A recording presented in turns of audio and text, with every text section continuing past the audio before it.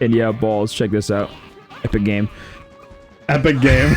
See you later, guys. Yeah, you couldn't look at Pong and go like, that's art. You That's get not 2 art. dashes and a dot, and you're like, art. With the big cannon. Well, then we can go 19. again and do doubles. Yeah, let's do like a quicker match then. Quicker. Oh, we're on the same team. Let's do 1 set because 3 was. Oh, we could be on the same Oh, we team. can Wait, why are you controlling me? No, I'm controlling what the teams are. Oh, Like I see, I'm not controlling you. It's just that there's the we bottom. could do me selection. and you versus the AIs. Oh yeah, that's where I was going with that thing initially. I was gonna explain. Oh god, shit. Continue. I was gonna explain. You have to choose your other guy. I can't move it. I think you control both. Oh. Also, I would do normal for them. We ain't pussies. Let's put her on easy and then put 1 on hard. It's gonna suck. Yeah. Donkey King. Oh, intense. You can tell because it's red and you're Let's like, just do hard. I always like the combos, like in Mario Party, when like I would play with one friend and we have 2 AIs. Yeah. Making 1 easy and 1 hard is always the funniest. Yeah. Because 1 is like, you know, if they're on your team, you're fucked, and then the other one's just like insanely good. Yeah. It's so much funnier. Oh yeah, no, I was gonna explain why the N64 controller has 3 hand parts. It's because they didn't know what the console was gonna, like what kind of games they were gonna make. They didn't know if the 3D was gonna work. Fuck. Yeah. So they had the stick for if you were playing a 3D game, but then the D-pad is on that 3rd hand part. And it's there so that way, in case 3D games just sucked so much, or even just for games that were on the N64 that were designed to be 2D games, you could still play those without having, like, a weird joystick to go only the 4 direction.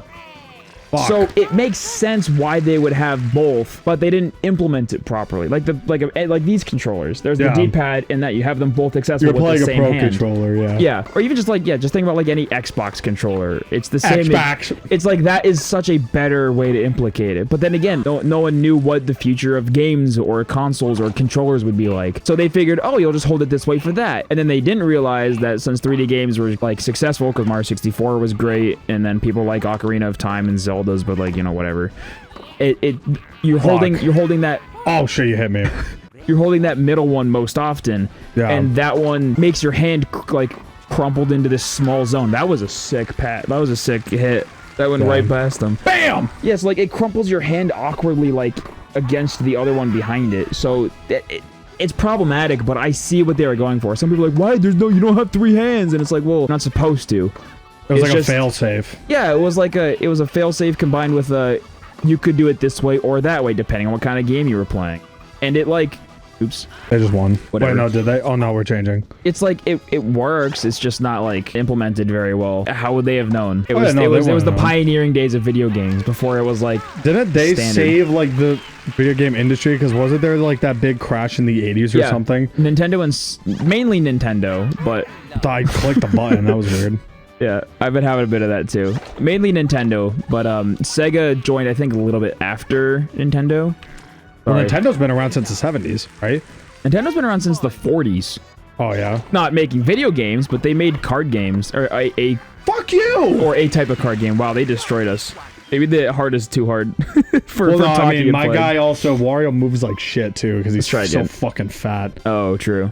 The fat man. Yeah, no, so yeah, like Atari and a lot of the other companies. Atari's the only one I can think of off the top of it because that's like the most memorable one. Because there's like Commodore. Commodore, that's another good one. Yeah, Commodore. Like systems like that, there was too much, and the market was oversaturated, and people like consumers didn't know what to do. This is also just very roughly. I don't know a lot about it. I didn't read the Console Wars books. I like loosely know, but yeah, Atari. I mean, AVGN has touched on it a lot. Yeah. I'm surprised I fucking got that. That was a good hit. That was crazy. Yeah, so there was just like too many games, and so many were bad, and you still have to spend a lot of money for them back then. It's and like so that. the industry just like, whoops, had a rainbow and everything. It didn't work. So yeah, the industry just like died. And then Nintendo and Sega, I think Nintendo started a little bit beforehand, but Sega also, they brought back the gaming industry to be like, hey, here's some like and also at that time, there games. was a lot of home consoles too, not just games alone. Like there was a lot of consoles back. Oh yeah, it's like back the good way to equivalent it to any youngster out there is it's like mobile games now. That's how the market was. There are so many where it's like most of them are just absolutely horrible. It's just that now they're free, and back then they were all priced at like $60 every game. Back then, which is now is like 100 and. Oh yeah, not even. People complain that Nintendo games are expensive, which is true. Yeah, their titles stay 60, but like game cartridges games have always been like $60. It's only like their prices stayed the same throughout regarding inflation. So technically speaking, minus recently, now the next gen shit for PS like games, 70 it's 70 yeah. now. It's jumping. But to. even still, if you adjust for like inflation with the old title, they're in a way technically as cheap as they have ever been. Yeah, which I mean, obviously we quote Donkey a lot, but like Video Game Donkey made a whole video about pricing, which I remember he talked about like how much like Atari video games were back then. He goes like, what? $120 for fucking Plaque Attack? Exactly. Yeah, that's the thing, is you'd spend all this money on a game that you'd play for like a couple hours, and then as games started getting better and the technology advanced, it moved on, and the industry wasn't ready to move on from it, I think. No. I've actually really wanted to read that whole book about the console wars, which I think also AVGen actually coined that term. What? The console wars? Yeah, he unintentionally named it because in his video he's like, this little thing I like to call the console wars, and I'm pretty sure Did he coin Bit Wars too, probably? Maybe that's what it was. Maybe I think it was Bit Wars, yeah. Maybe he coined the Bit Wars. And that was at a time when Atari was still sort of there, not really, but like Sega was They always tried. Yeah. Poor Atari, they tried. I mean, they were the first, 64-bit console? The Jaguar was? Yeah, but it was... Do the math! Oh, yeah, that's right, but it wasn't actually a 64-bit. It was like two 32-bit consoles, processors together or something. That was nice. It was like... Nice. I Bump. just scratched my balls in Knuckle Bump.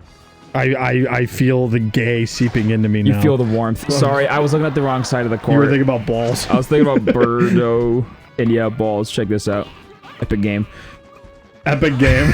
See you later, guys.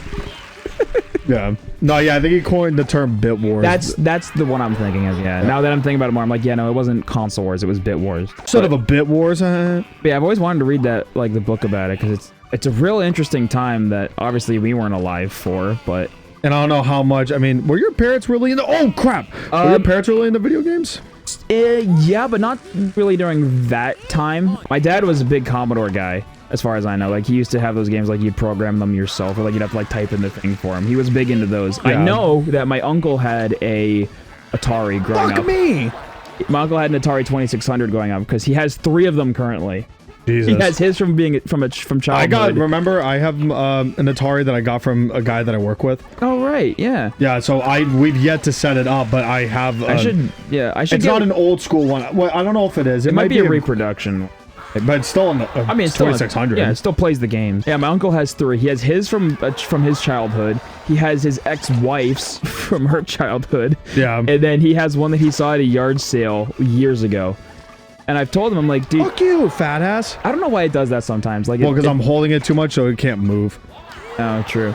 But yeah, I told him, like, dude, even though they've been in your moldy basement for years, like, I would love to try to repair one of those. I love that process of, like, repairing old consoles. Like the PS2 Slim that D-Perks gave me. I didn't repair it very well, but I followed some tutorials, and for the condition he gave it to me in, and the condition that I was able to get it into, I did a pretty good job for being inexperienced. But I'd love to have, like, one of his old Ataris. And just, I always try to get it running. Fuck me.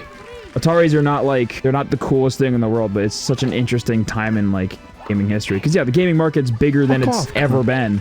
Yeah, and to look at those games and be like, damn, people used to pay, like, a modern equivalent of, like, hundreds of dollars for these shitty games. Yeah, it's a time capsule. Exactly. It's like looking back on, like, how it evolved. There's something very unique about it. It's like listening to, like, at least to me, how I compare it, it's like listening to, like, 80s, like, hardcore music and seeing it progress into alternative rock that, like, ruled the airwaves in the 90s. To see the progression is very cool, so that's how I compare it. So it's all like, oh, the reason why, not the reason, you know, Nirvana's just took, like, some of the influences from, like, Black Flag, and, like, Black Flag never got, I mean, Black Flag got, like, they got their flowers later on, but at that time they didn't. But like now they're regarded as like a lot of these, you know. And I bet at the time, like Atari, when like the fucking console wars was happening, nobody looked at Atari back when the console wars were going on. And Whereas like, oh yeah, they're probably just looking like, oh, that's like the old shit. But like now you look at it and you're like, oh, Yeah. that's a classic. And a very interesting way that was put in an AVGen episode. It was the Jurassic Park Trespasser episode. yeah. The one of like the founders of the Xbox, he described it in a very interesting way. He says that a lot of people don't understand from it, especially nowadays, where video gaming wasn't an industry. It wasn't like No. it wasn't established. They were seen as like punks. Yeah. So like I remember him saying when Richard Attenborough was so supportive of the Jurassic Park game team, it meant a lot to them because most people like didn't accept game developers or like gaming in general as like a legitimate like enterprise. yeah. They were just like, oh, it's just some like fad that'll go away. But to think that it was ever at that point when you sit there and you're like, video gaming is life. No, No, I mean, No, it's like it's people's living. it's omnipresent. It's Yeah. like you go into every Walmart has an entire section just dedicated to that. They basically made an art form. Yeah, it became a medium of art, and Yeah. that a lot of people didn't see it as that back then. I mean, nowadays, like, because yeah, there used to be a big argument like, are video games art? And you look at it now and you're like, oh, absolutely. But yeah, back Yeah. in the like late '80s, early '90s, people were just like, no. No. Then again, those games weren't not the same kind of art as games are now, but yeah, it was no, there's- still.